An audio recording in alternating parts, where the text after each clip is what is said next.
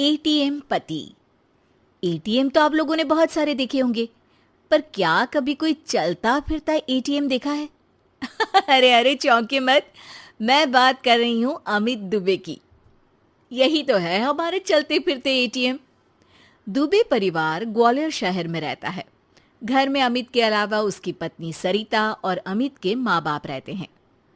अरे अमित बेटा, आज वो रोशनी के बेटे के पहले जन्मदिन में जाना है, तो सोच रही हूँ उसे तोहफे में 100 रुपए दे दूँ। जरा देना तो। अरे माँ, 100 रुपए में क्या होगा? बच्चे का पहला जन्मदिन है। 501 दो, 501, या फिर 1001 ही दे दो ना आप तो। अरे नहीं नहीं बेटा, 501 ही सही रहेगा। माँ तुम टेंशन मत लिया करो, कमा रहा हूं ना मैं। भगवान की दया से हमारी दुकान काफी बढ़िया चल रही है, इसलिए तुम पैसों की टेंशन मत लिया करो। पर थोड़ी सेविंग्स भी जरूरी है ना? अरे सरिता, आज खर्चा नहीं करेंगे तो क्या मरने के बाद करेंगे? अरे किसी बात की कभी कंजूसी नहीं करनी चाहिए। कंजूसी और बचत में फर्क होता है जी। चलिए, मुझे 5,000 रुपये दीजिए, एक काम है मुझे। अरे अभी क्या काम याद आ गया एकदम से? मुझे बता तो, मैं कर दूंगा काम। तुम क्यों तकलीफ लेती हो? अमित घर से दुकान चला जाता है और रात को वो अपने दोस्तों के साथ पार्टी करने एक बड़े से होटल में जाता है। अरे आज तो मजा आ गया, क्या लाजवाब खाना था। अरे पर खर्चा भी बहुत ज्यादा हो गया। अरे भाई, तू खर्चे की टेंशन क्यों ले रहा है? आज सारा बिल मैं दूंगा, मेरी तरफ से पार्टी। अरे अरे पर अमित। वेटर, जरा बिल तो लगा देना। वेटर बिल लेकर आता है और टिप की डिमांड करता है और अमित सबके सामने दिखावे में उसे 500 रुपये टिप दे देता है। ये रखो तुम्हारी टिप। और ऐसे तो क्या है, आते जाते रहते हैं यार। Enjoy life. पार्टी के बाद अमित घर आता है और सरिता उससे कहती है, आप पूरी दुनिया में पैसे बांटते फिरते हैं, लेकिन जब मैं मांगती हूँ तो आप कुछ ना कुछ बहाना बना देते हैं। आखिर मेरी भी कुछ ज़रूरतें होती है ना? अरे सरिता, ये कैसी बात कर रही हो तुम? पत्नी हो तुम मेरी, जो मेरा है वो सब तुम्हारा ही तो है। तुम बताओ किस चीज की कमी है हमारे घर में? और तुम कौन सा कहीं अकेली जाती हो? मैं तो हमेशा रहता हूँ तुम्हारे साथ। तुम्हारा चलता फिरता एटीएम। सरिता को मन ही मन में ये बात खटकती है कि अमित उसका ख्याल अच्छे तरीके से नहीं रखता है, बस दुनिया के सामने अपनी शान दिखाता फिरता है। अगले दिन अमित के पिताजी उससे कहते हैं, अमित बेटा, वो गणपति उत्सव में चंदा देना है। 501 रुपए दे दिए हैं, चलेगा ना? अरे पिताजी, आप मेरी बदनामी करवाएंगे क्या? अरे इतने बड़े आयोजन में सिर्फ 501? क्या इज्जत रह जाएगी मेरी कॉलोनी में? लोग क्या सोच रहे होंगे? अभी जाते जाते 5,000 रुपये और दे देता हूँ उन लोगों को। हाँ अच्छा ठीक है बेटा, जैसा तुम ठीक समझो। सरिता, मैं नई कार लेने का सोच रहा हूँ। एक पार्टी का पेमेंट आया है तो उससे कार ले लेते हैं। अरे पर हमारी कार को अभी 2 साल भी नहीं हुए और वापस नहीं। मैं इतने दिनों से स्कूटी मांग रही हूँ, वो अभी तक नहीं दिलाई, और नई कार लेनी है। अरे सरिता, स्कूटी चला के कहाँ जाओगी? इतनी धूप और धूल रहती है बाहर शहर में। सरिता अमित की बातें सुनकर फिर से नाराज हो जाती है और ये सिलसिला कई दिनों तक यूं ही चलता रहता है। एक दिन अचानक अमित की दुकान में आग लग जाती है और अमित टेंशन में घर आकर सबको ये बात बताता है। अरे बेटा, कैसे हुआ ये सब? कितना नुकसान हुआ बेटा? पता नहीं माँ, कैसे हुआ ये सब, लेकिन पूरी दुकान जल के राख हो गई है। पता नहीं क्या होगा अब। अरे टेंशन मत लो अमित बेटा, सब ठीक हो जाएगा। अरे टेंशन कैसे ना लूं पिताजी? दुकान में 2 लाख कैश रखा हुआ था, वो भी जल गया है। और कल वो कैश बैंक में डालना था, अब तो चेक बाउंस हो जाएगा। अरे बेटा, बैंक में कुछ पैसे बचे होंगे ना, वो काम आ जाएंगे अभी। अरे नहीं ना माँ, बैंक में मुश्किल से 10-15 हज़ार होंगे। सारा पैसा अभी कार की बुकिंग में दे दिया था, अब कहाँ से लाऊं एक दिन में 2 लाख रुपए? ये सुनकर सरिता अपने कमरे में चली जाती है और अपने हाथों में 2 लाख रुपए लेकर बाहर आती है। ये लीजिए, पूरे 2 लाख हैं, शायद इससे आपका काम हो जाए। पैसे देखकर सब लोग हैरान हो जाते हैं, खास तौर पर अमित। तुम्हारे पास इतने पैसे कहाँ से आए सरिता? आप तो चलते फिरते एटीएम हैं जो सबको पैसा बांटते फिरते थे, लेकिन मैं इतने सालों से सेविंग्स अकाउंट बनाकर धीरे धीरे कुछ पैसे जमा करती थी। वही सारे पैसे हैं ये सब। हमेशा मैं कहती थी कि कुछ पैसे मुझे दीजिए लेकिन आपने तो मेरी एक नहीं सुनी। वाह बहू वाह, अमित हमेशा एटीएम की तरह पैसे बहा देता था, लेकिन तुमने बैंक के लॉकर की तरह पैसे अपने पास जमा करके रखे। शाबाश बहू। सरिता की बातें सुनकर अमित को अपनी गलती का एहसास होता है।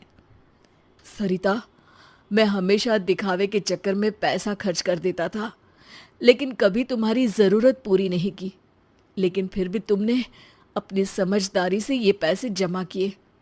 आज ये पैसे नहीं होते तो पुलिस मुझे जेल में डाल देती। अब से मैं अपने पैसे एटीएम बन के बांटूंगा नहीं, बल्कि सरिता के सेविंग्स अकाउंट में जमा करूंगा। केला बेचने वाली चुड़ैल।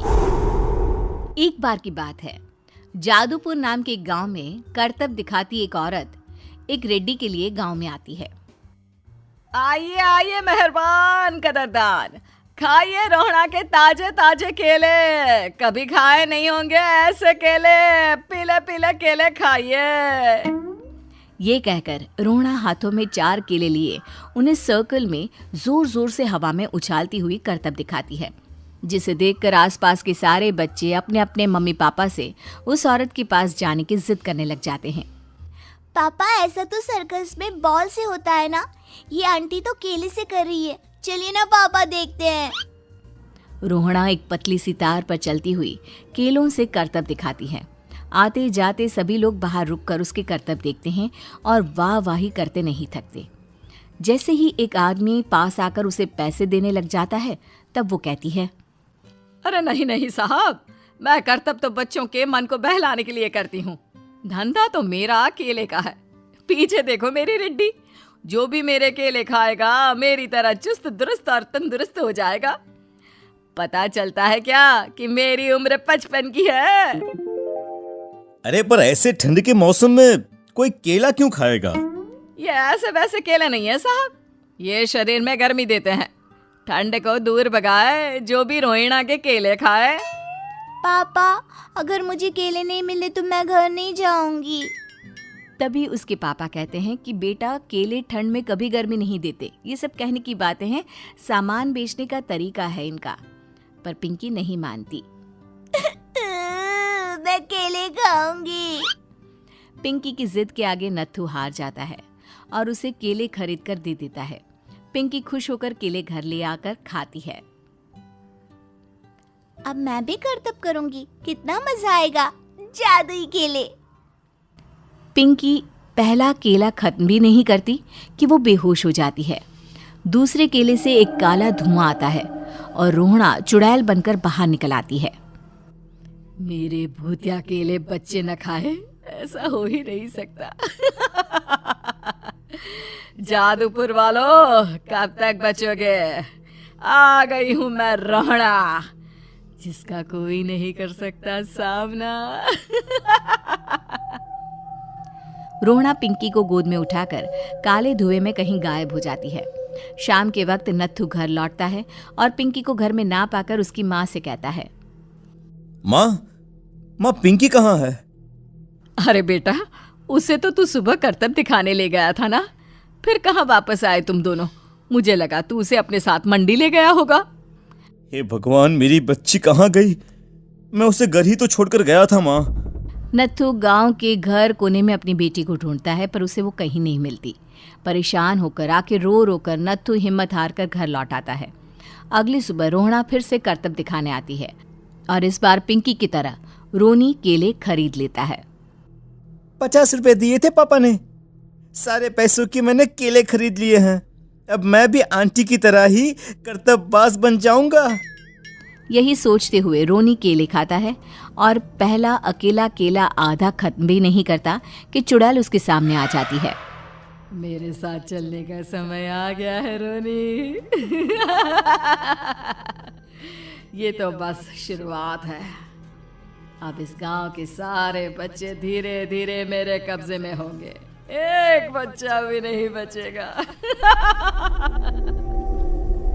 ये कहकर रोनी को गोद में लेकर काले धुएं में अदृश्य हो जाती है। इसके बाद हर रोज गांव में से कोई ना कोई बच्चा गायब होता, पर ऐसा क्यों हो रहा है किसी को भी समझ में नहीं आ पा रहा था। रोज की तरह अपनी बेटी पिंकी की तलाश में नत्थू गांव के एक तालाब के पास बैठा रो रहा था। कहाँ गई मेरी पिंकी? शकुंतला के जाने के बाद एक वही तो मेरा सहारा थी। अरे उसकी आत्मा कोस रही होगी मुझे कि मैं अपनी बच्ची को संभाल भी नहीं पाया। नत्थू ये कहता हुआ रो ही रहा था कि तभी तालाब में से उसे शकुंतला की आवाज सुनाई देती है। कहाँ थी तुम शकुंतला? हमारी बच्ची और सारे गायब हुए बच्चे रोहड़ा के कब्जे में हैं।